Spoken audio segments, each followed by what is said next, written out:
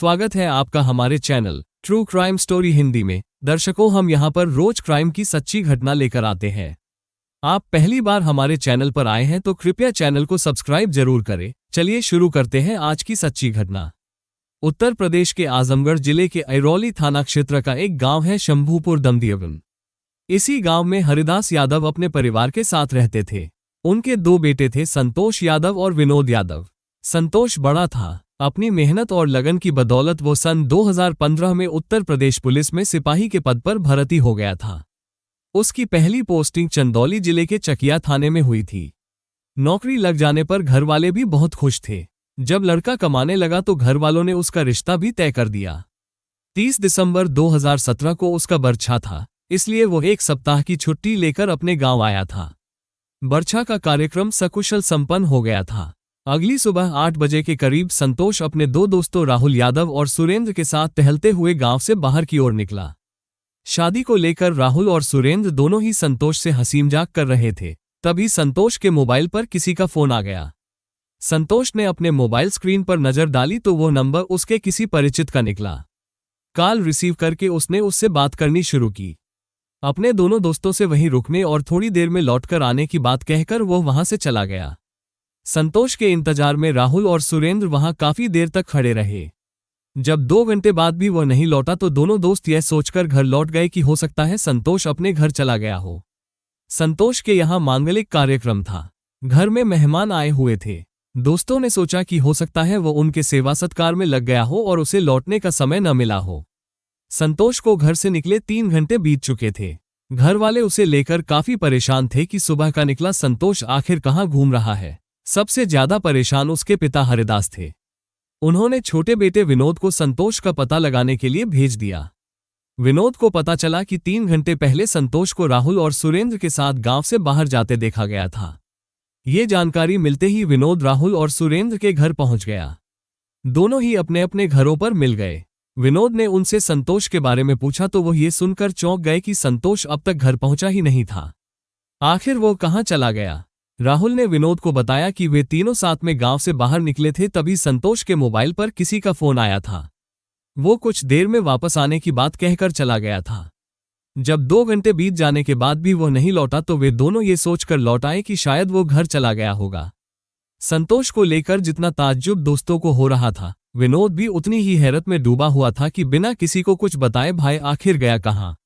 इससे भी बड़ी बात यह थी कि उसका मोबाइल फोन भी स्विच ऑफ था। संतोष का नंबर मिलाते मिलाते विनोद भी परेशान हो चुका था। संतोष का जब कहीं पता नहीं चला तो विनोद घर लौट आया और पिता हरिदास को सब कुछ बता दिया। अचानक संतोष के लापता हो जाने की बात सुनकर हरिदास ही नहीं बल्कि पूरा परिवार स्तब्ध रह गया। संतोष की गांव भर में तलाश की गई, लेकिन उसका कहीं पता नहीं चला। संतोष को तलाशते हुए पूरा घर और नाते रिश्तेदार परेशान हो गए। विनोद भी मोटरसाइकिल लेकर संतोष को खोजने गांव के बाहर निकल गया था, लेकिन उसका कहीं पता नहीं चला। दोपहर 2 बजे के करीब गांव के कुछ चरवाहे बच्चे गांव से करीब आधा किलोमीटर दूर अरहर के खेत के पास अपने पशु चरा रहे थे। भैंसें चरती हुई अरहर के खेत में घुस गई तो चरवाहे खेत में गए। चरवाहे जैसे ही बीच खेत पहुंचे तो वहां दिल दहला देने वाला दृश्य देखकर उनके हाथ पांव फूल गए। अरहर के खेत के बीचों बीच संतोष यादव की खून से सनी लाश पड़ी थी। लाश देखते ही चरवाहे जानवरों को खेतों में छोड़कर चीखते हुए उल्टे पांव गांव की ओर भागे। वे दौड़ते हुए सीधे हरिदास यादव के घर जाकर रुके और एक ही सांस में पूरी बात कह डाली। बेटे की हत्या की बात पर एक बार तो हरिदास को भी विश्वास नहीं हुआ। उन्होंने उन बच्चों से कहा, बेटा किसी और की लाश होगी, तुमने ठीक से पहचाना नहीं होगा। बच्चे पास पड़ोस के थे, इसलिए वे संतोष को अच्छी तरह जानते पहचानते थे। बच्चों ने जब उन्हें फिर से बताया कि लाश किसी और की नहीं बल्कि संतोष चाचा की ही है तो हरिदास के घर में रोना पीटना शुरू हो गया। हरिदास छोटे बेटे विनोद को लेकर अरहर के खेत में उस जगह पहुंच गए जहां संतोष की लाश पड़ी होने की सूचना मिली थी। बेटे की रक्तरंजित लाश देखकर हरिदास गश खाकर वहीं गिर पड़े। कुछ ही देर में ये बात पूरे गांव में फैल गई तो वहां पूरा गांव उमड़ आया। ये सूचना थाना अहोला के थाना प्रभारी चंद्रभान यादव को दे दी गई थी। चूंकि हत्या एक पुलिसकर्मी की हुई थी, इसलिए आनन-फानन में थाना प्रभारी एसआई रमाशंकर यादव, कांस्टेबल महेंद्र कुमार, अखिलेश कुमार पांड्य, ओम प्रकाश यादव और महिला कांस्टेबल अनीता मिश्रा के साथ घटनास्थल पर पहुंच गए। उन्होंने इसकी सूचना एसपी अजय कुमार साहनी और एसएसपी नरेंद्र प्रताप सिंह को भी दे दी। सूचना मिलने के कुछ ही देर बाद दोनों पुलिस अधिकारी भी मौके पर पहुंच गए। पुलिस ने घटनास्थल का निरीक्षण किया। जिस जगह लाश पड़ी थी वहां आसपास अरहर की फसल टूटी हुई थी। इससे लग रहा था कि मृतक ने हत्यारों से संघर्ष किया होगा। संतोष की हत्या कुल्हाड़ी जैसे तेज धारदार हथियार से की गई थी। हथियार के वार से उसका जबड़ा भी कटकर अलग हो गया था। गले पर कई वार किए गए थे। इसके अलावा उसे 2 गोली भी मारी गई थी। इससे साफ पता चलता था कि हत्यारे नहीं चाहते थे कि संतोष जिंदा बचे, इसलिए मरते दम तक उस पर वार किए गए थे। मौके मुआयने के दौरान पुलिस को वहां कारतूस का एक खाली खोखा भी मिला। संतोष के पास मोबाइल फोन था जो उसके पास नहीं मिला। इसका मतलब था कि हत्यारे उसका मोबाइल अपने साथ ले गए थे। बहरहाल पुलिस ने कागजी कार्रवाई करके लाश पोस्टमार्टम के लिए सरकारी अस्पताल भिजवा दी। पुलिस ने मृतक के पिता हरिदास यादव की तहरीर पर अज्ञात हत्यारों के खिलाफ हत्या का मुकदमा दर्ज कर लिया। थाना प्रभारी चंद्रभान यादव ने सबसे पहले संतोष के फोन नंबर की कॉल डिटेल्स निकलवाए। कॉल डिटेल्स खंगाली तो पता चला कि संतोष के सेलफोन पर 30 दिसंबर 2017 की सुबह आखिरी कॉल आजमगढ़ के छितौना गांव की रहने वाली ज्योति यादव की आई थी। पुलिस ने ज्योति को पूछताछ के लिए थाने बुला लिया। ज्योति से पूछताछ में पुलिस को पता चला कि वो मृतक संतोष यादव की प्रेमिका थी। पुलिस ने जब ज्योति से सख्ती से पूछताछ की तो उसने संतोष की हत्या की पूरी कहानी बता दी। उसने कहा कि संतोष को उसने ही फोन करके गांव से बाहर अरहर के खेत में मिलने के लिए बुलाया था। वहां पहले से छिपे बैठे उसके घर वालों ने उसे मौत के घाट उतार दिया। पुलिस ने वारदात में शामिल अन्य आरोपियों की तलाश में दबिश दी तो वे सभी अपने घरों से गायब मिले। पुलिस ने सिपाही संतोष यादव हत्याकांड का खुलासा 60 घंटों में कर दिया था। ज्योति से विस्तार से पूछताछ की गई तो उसने अपने प्रेमी की हत्या की जो कहानी बताई वो रोमांचित कर देने वाली थी। 22 वर्षीय ज्योति उर्फ रजनी मूल रूप से आजमगढ़ के अहोला थाने के छितौना गांव के रहने वाले रामकिशोर यादव की बेटी थी। 3 भाई बहनों में वो दूसरे नंबर की थी। रामकिशोर यादव की खेती की जमीन थी, उसी से वह अपने 6 सदस्यों के परिवार की आजीविका चलाते थे। सांवले रंग और सामान्य कदकाठी वाली ज्योति बिंदास स्वभाव की थी। वो एक बार किसी काम को करने की ठान लेती तो उसे पूरा करके ही मानती थी। ज्योति ने 12वीं तक पढ़ाई के बाद आगे की पढ़ाई नहीं की। आगे की पढ़ाई में उसका मन नहीं लग रहा था। हालांकि माँ बाप ने उसे आगे पढ़ाने की कोशिश की, लेकिन उनकी कोशिश बेकार गई थी। ज्योति जिस स्कूल में पढ़ने जाया करती थी उस स्कूल का रास्ता शंभूपुर दमदेवन गांव होकर जाया करता था। ज्योति सहेलियों के साथ इसी रास्ते से होकर आती जाती थी। इसी गांव का रहने वाला संतोष कुमार यादव ज्योति के स्कूल आने जाने वाले रास्ते में खड़ा हो जाता और उसे बड़े गौर से देखता था। ज्योति भले ही सांवली थी, लेकिन उसमें गजब का आकर्षण था। यही आकर्षण संतोष को उसकी ओर खींच रहा था। संतोष ने ज्योति के बारे में जानकारी हासिल की तो पता चला कि वो पड़ोस के गांव छितौना के रहने वाले रामकिशोर यादव की बेटी है और उसका नाम ज्योति है। ज्योति के बारे में सब कुछ पता लगाने के बाद संतोष उसके पीछे पागल दीवानों की तरह घूमने लगा। ज्योति के घर से स्कूल जाते समय और स्कूल से लौटते समय वो गांव के बाहर खड़ा होकर उसका इंतजार करता था। ज्योति ने संतोष की प्रेमिल नजरों को पढ़ लिया था। वह जान चुकी थी कि संतोष उससे बेपनाह मोहब्बत करता है। इसके बाद ज्योति के दिल में भी संतोष के प्रति चाहत पैदा हो गई। ज्योति और संतोष दोनों एक दूसरे को चाहने जरूर लगे थे, लेकिन अपनी मोहब्बत का इजहार नहीं कर पा रहे थे। एक दिन ज्योति घर से स्कूल के लिए अकेली निकली। संतोष पहले से ही गांव के बाहर एक सुनसान जगह पर खड़ा उसका इंतजार कर रहा था। जब उसने देखा कि ज्योति अकेली है तो उसने पक्का मन बना लिया कि कुछ भी हो जाए आज उससे अपने दिल की बात कहकर ही रहेगा। ज्योति उसके नजदीक पहुंची तो संतोष उसके सामने आकर खड़ा हो गया। ज्योति के दिल की धड़कनें भी तेज हो गईं। जब वो रिलैक्स हुई तो संतोष बोला, ज्योति मैं तुमसे कुछ कहना चाहता हूं। ज्योति कुछ बोले बिना साइड से निकलकर आगे बढ़ गई। रुक जाओ ज्योति, एक बार मेरी बात सुन लो फिर चली जाना, वो बोला। जल्दी बताओ क्या कहना चाहते हो, किसी ने देख लिया तो जान पर बन आएगी। ज्योति घबराई हुई थी। नहीं, मैं तुम्हारी जान पर आफत नहीं आने दूंगा, संतोष ने कहा। क्या मतलब, ज्योति चौंक कर बोली। यही कि आज से इस जान पर मेरा अधिकार है। होश में तो हो तुम, क्या बक रहे हो, कुछ पता भी है, ज्योति ने हल्के गुस्से में कहा। मुझे पता है कि तुम पड़ोस के गांव छितौना के रामकिशोर यादव की बेटी हो, संतोष कहता गया। जानती हो जिस दिन से मैंने तुम्हें देखा है अपनी सुध-बुध खो बैठा हूं। न दिन में चैन मिलता है और रात को नींद आती है। बस तुम्हारा खूबसूरत चेहरा मेरी आंखों के सामने घूमता रहता है। मैं तुमसे इतना प्यार करता हूं कि अब मैं तुम्हारे बिना नहीं जी पाऊंगा। लेकिन मैं तो तुमसे प्यार नहीं करती, ज्योति ने तुरंत कहा। ऐसा मत कहो ज्योति, वरना मैं सचमुच मर जाऊंगा। संतोष गिड़गिड़ाया। ठीक है तो मर जाओ, किसने रोका है, कहती हुई ज्योति होंठ दबाकर मुस्कुराती हुई स्कूल की ओर बढ़ गई। संतोष तब तक उसे निहारता रहा जब तक वो उसकी आंखों से ओझल नहीं हो गई। ज्योति की तरफ से कोई सकारात्मक उत्तर न पाकर वो मायूस होकर घर लौट आया। ज्योति ने संतोष के मन की टोह लेने के लिए अपने मन की बात जाहिर नहीं की थी, जबकि वह संतोष से दिल की गहराई से प्रेम करने लगी थी। ज्योति का नहीं में उत्तर सुनकर संतोष को रात भर नींद नहीं आई, इसलिए अगले दिन वो फिर उसी जगह जाकर खड़ा हो गया था जहां उसकी ज्योति से मुलाकात हुई थी। ज्योति नियत समय पर घर से निकली। उस दिन उसके साथ उसकी कई सहेलियां भी थीं। जैसे ही ज्योति संतोष के करीब आए, उसने चुपके से एक कागज गिरा दिया और आगे बढ़ गई।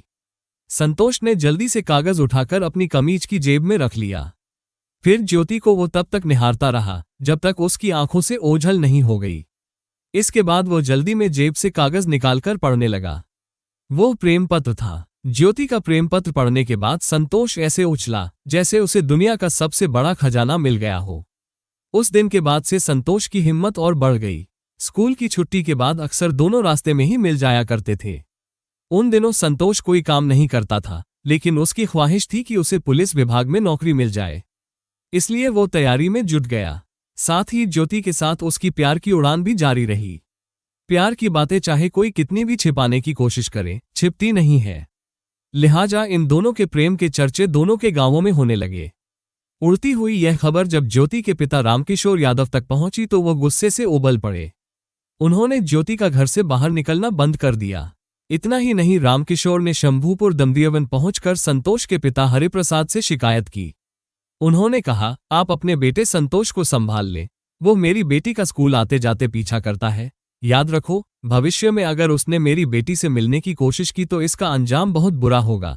ठीक से समझ लो, मैं अपनी मान मर्यादा और इज्जत से किसी को भी खिलवाड़ नहीं करने दूंगा। हरिप्रसाद को बेटे की करतूतों के बारे में पता चला तो उन्हें बड़ा दुख हुआ। उन्होंने जब संतोष से यह बात पूछी तो उसने सब सच सच बता दिया। हरिप्रसाद ने उसे समझाया कि पहले वो अपने भविष्य को देखे, नौकरी की तैयारी करे। समय आने पर वो किसी अच्छी लड़की से उसकी शादी करा देंगे। पिता ने संतोष को ठीक से समझाया तो उस पर उनकी बातों का गहरा असर हुआ। लिहाजा वो अपने भविष्य की तैयारी में जुट गया। उसकी मेहनत रंग लाई और उसकी नौकरी उत्तर प्रदेश पुलिस में सिपाही के पद पर लग गई। सन 2015 में उसकी चंदौली जिले के चकिया थाने में पहली पोस्टिंग हुई। ये बात उसने सबसे पहले ज्योति को बताई। यहाँ ये बताना जरूरी है कि रामकिशोर ने भले ही संतोष के पिता को धमकी दी थी, लेकिन संतोष और ज्योति पर इसका कोई खास असर नहीं हुआ। वे दोनों फोन के जरिए एक दूसरे के करीब बने रहे।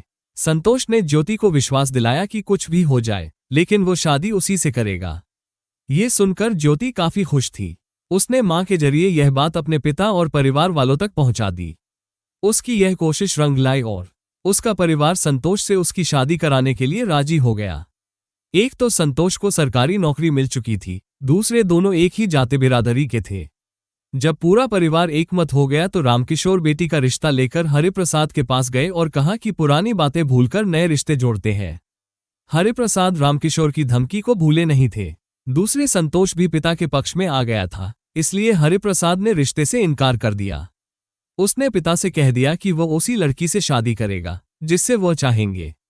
रामकिशोर शादी का प्रस्ताव ठुकराए जाने के बाद घर लौट गए। संतोष 2 साल तक ज्योति का दैहिक शोषण करता रहा था, उसे धोखे में रखे रहा था। अंत में उसने ज्योति से शादी करने से साफ मना कर दिया था। उसने ज्योति से साफ कह दिया था कि घर वालों के दबाव में उसे कहीं और शादी करनी पड़ रही है, वो भी किसी अच्छे से लड़के से शादी कर ले। ये बात ज्योति से बर्दाश्त नहीं हुई। उसने रो रो कर मां के सामने सारी सच्चाई खोल दी।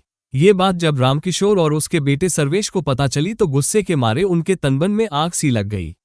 दोनों ने फैसला किया कि जिसने ज्योति की जिंदगी बर्बाद की है उसे किसी और लड़की से शादी नहीं करने देंगे। उसने जो गुनाह किया है उसे उसकी सजा जरूर मिलनी चाहिए। इस बीच सर्वेश को सूचना मिल गई थी कि 29 दिसंबर 2017 को संतोष का बर्छा होने वाला है। इस कार्यक्रम में वो गांव आएगा। संतोष 28 दिसंबर को एक सप्ताह की छुट्टी लेकर घर आया। तय कार्यक्रम के मुताबिक 29 दिसंबर की शाम को संतोष का बरछा का कार्यक्रम संपन्न हुआ। वो बहुत खुश था। 30 दिसंबर की सुबह संतोष दोस्तों के साथ गांव के बाहर निकला, तभी उसके फोन पर ज्योति का फोन आ गया। उसने संतोष को फोन करके छितौना गांव के अरहर के एक खेत में मिलने को बुलाया। वहां पहले से ही ज्योति के अलावा उसके पिता रामकिशोर, भाई सर्वेश के साथ गांव के मनोज यादव, संजय यादव और आनंद मौजूद थे। संतोष के पहुंचते ही रामकिशोर यादव, संजय यादव और आनंद ने संतोष को दबोच लिया। ज्योति को उन लोगों ने वहां से हटा दिया। गुस्से में सर्वेश ने कुल्हाड़ी से संतोष के चेहरे और गर्दन पर वार करके उसे मौत के घाट उतार दिया। संतोष की हत्या करने के बाद वहां से भागते समय सर्वेश ने कुल्हाड़ी एक झाड़ी में छिपा दी। सर्वेश संतोष का फोन भी अपने साथ ले गया। रास्ते में उसने फोन से सिम निकालकर कहीं फेंक दी। ज्योति के गिरफ्तार होने के 15 दिनों के भीतर गांव से एक एक करके सभी आरोपियों को गिरफ्तार कर लिया गया। सभी आरोपियों ने अपने अपने जुर्म कबूल कर लिए थे। सर्वेश की निशानदेही पर पुलिस ने झाड़ी से कुल्हाड़ी भी बरामद कर ली। कथा लिखे जाने तक किसी भी आरोपी की जमानत नहीं हुई थी। पुलिस ने अदालत में सभी आरोपियों के खिलाफ आरोप पत्र दाखिल कर दिया था। मिलते हैं दर्शकों एक और सच्ची कहानी लेकर, तब तक अपना ख्याल रखें और जुर्म के खिलाफ लड़ने की इस मुहिम में हमारा साथ देने के लिए कृपया चैनल को सब्सक्राइब और वीडियो को लाइक जरूर करें। जय हिंद।